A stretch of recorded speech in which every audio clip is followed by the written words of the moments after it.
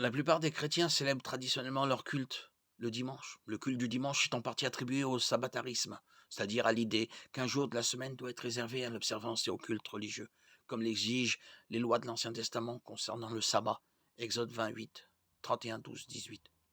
Selon cette conception, l'homme doit s'abstenir de tout travail, sauf de celui qui est nécessaire au bien-être de la famille et de la société.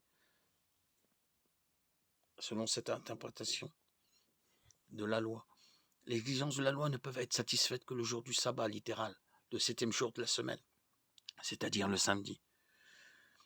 Les adeptes du semi-sabbatarisme dès le IVe siècle de notre ère croyaient essentiellement comme les sabbatariens, à l'exception qu'ils transféraient ces exigences du samedi au dimanche, le premier jour de la semaine, le jour où le Christ est ressuscité des morts.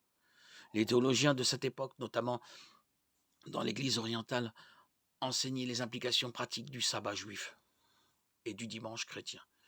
Il est intéressant de noter qu'une légende relatée dans la prétendue Apocalypse de Pierre, qui remonte au IIe siècle de notre ère et qui est généralement acceptée comme un faux écrit, transfère au dimanche toutes les exigences du culte du sabbat.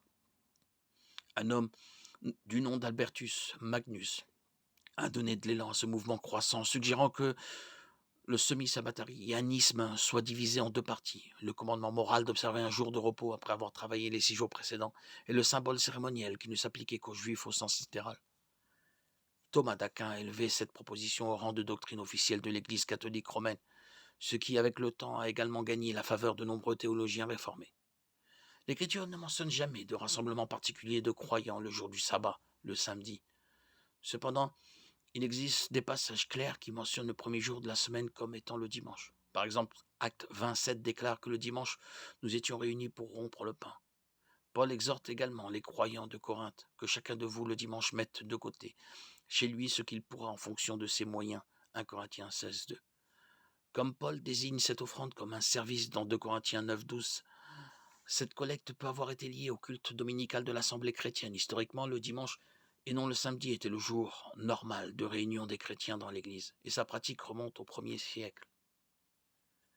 Les chrétiens célèbrent le culte du dimanche pour célébrer la résurrection de Jésus-Christ. Il est cependant très important de se rappeler que le culte du dimanche n'est pas ordonné dans la Bible, et que le dimanche n'a pas remplacé le samedi et n'est pas devenu le sabbat chrétien.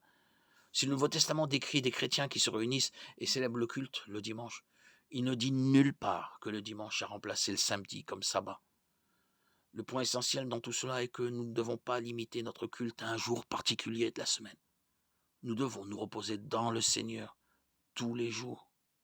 Nous devons adorer le Seigneur tous les jours.